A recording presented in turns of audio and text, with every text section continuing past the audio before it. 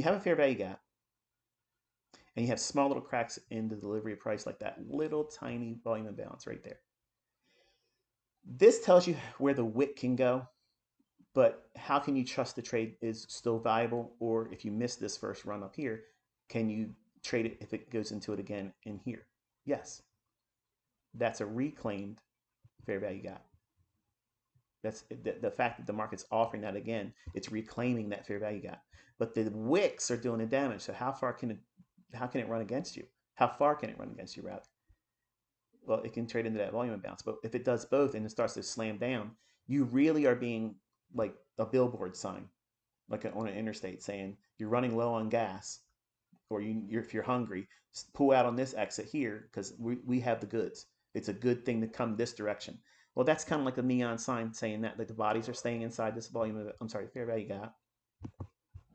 These are all things that you're going to annotate while you're watching price. What the hell's going on there? There you go.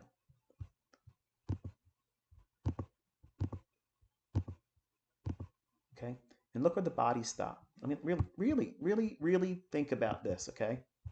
Think about the bullshit that people are going to tell you, and you've read in books, and you probably believe right now, if you're new, that markets are random, it's all buying and selling pressure. What the fuck are the chances of this candle's low and this candle's high, that is my fair value gap?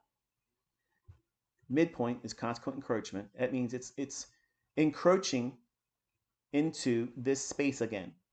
It's consequential. It's likely to happen because therefore, if it's going to return back to it, this is what you expect. That's why it's consequential encroachment. Look where the bodies are. You see that? What's the wick doing? The damage. To what? To what degree is that wick going up against the underlying expectation? If you're going to trade with this pattern, what is the extreme of how far that wick can go? Well, look back over here. We have this short-term high. Does it go above that? Sure it does. But how high can it go above that, ICT? Look to the left. What do you have left? Volume imbalance.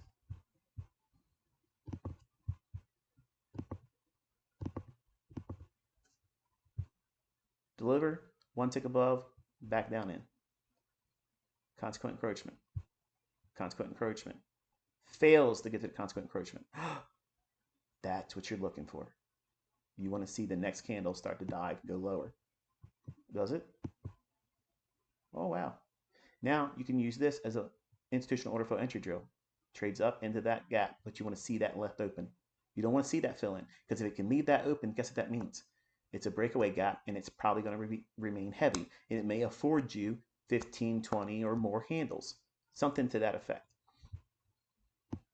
And you're weighing out all of these potential delivery mechanisms. Your stop loss would be here. Here's your fair value gap, institutional order flow entry drill there. It spikes up, yes, but beforehand it trades down to the low of the new day opening gap on Tuesday. You would take a partial here. If you were holding on for more, chances are you probably would have got stopped out, because you would have definitely been moving your stop loss below the fair value gap. But you're paid. You're paid.